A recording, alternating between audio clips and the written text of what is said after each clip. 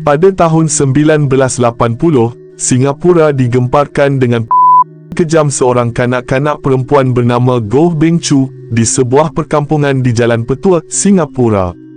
Beng Choo dikatakan seorang pelajar yang pintar di sekolahnya dan anak yang sangat bertanggungjawab dan rajin membuat kerja rumah, termasuk menjaga adik-adiknya yang lain.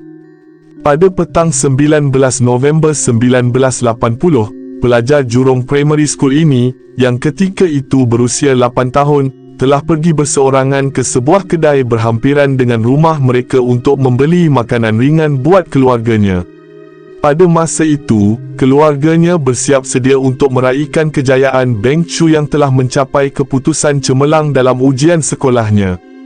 Ketika ibu bapanya sibuk di rumah, abang Beng Choo yang berusia 10 tahun membawanya pergi membeli mi buat keluarga mereka.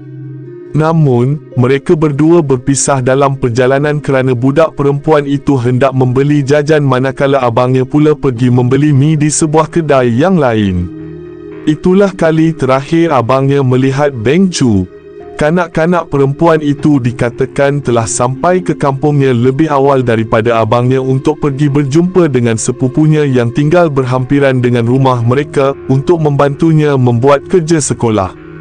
Sepupunya bersetuju untuk berbuat demikian selepas dia selesai menonton televisyen, tetapi selepas dia habis menonton televisyen, Beng Choo dikatakan sudah tiada di rumahnya. Kira-kira pukul 8.30 malam, bapa Beng Choo terdengar suara orang menjerit dengan kuat tetapi tidak mengendahkannya kerana sedang sibuk membuat kerja.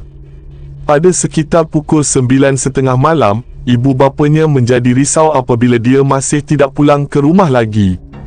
Mereka mula mencarinya di seluruh kampung itu. Selepas beberapa jam mencari, akhirnya, mereka menemui tubuh kanak-kanak malang ini dalam keadaan tidak bernyawa di kawasan semak di belakang sebuah kuil tau dengan luka cakaran penuh di muka, lengan dan lehernya. Baju yang dipakai petang tadi pun koyak. Hasil autopsi mendedahkan bahawa dia telah meninggal kerana hatinya telah pecah berkemungkinan disebabkan pukulan yang kuat semasa cubaan untuk melepaskan diri daripada. Hasil autopsi juga mendedahkan bahawa kanak-kanak ini telah diserang secara sebelum meninggal dunia.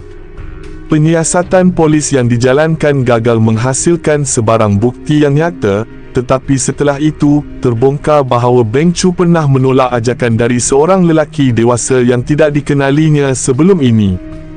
2 tahun kemudian, pada tahun 1982, ibu bapa Beng Choo menawarkan wang sebanyak 10,000 Singapore dollars kepada sesiapa yang memberi sebarang maklumat tentang kejadian ini. Malangnya, walaupun hampir 43 tahun sudah berlalu, pelaku jenayah ini masih belum ditemui sehingga ke hari ini. Kes ini menjadi salah satu kes misteri yang masih belum terlerai dalam sejarah jenayah Singapura sehingga kini. Abang Beng Choo masih berasa sangat bersalah ke atas tragedi yang menimpa adiknya kerana meninggalkan adiknya berseorangan pada hari itu. Sehingga hari ini, kedua ibu bapanya yang telah mencecah usia lebih daripada 80 tahun itu masih menyimpan gambar anak perempuan itu di dalam dompet mereka. Keluarga Beng Choo masih menanti keadilan ke atas kehilangan nyawa anak perempuan mereka. Ibu bapanya dikatakan masih sangat berduka di atas tragedi yang menimpa mereka, terutamanya apabila tibanya hari ulang tahun ke-nya dan juga semasa perayaan Qingming Jie, satu perayaan yang disambut oleh masyarakat Cina untuk mengenang dan meraihkan orang yang sudah meninggal dunia.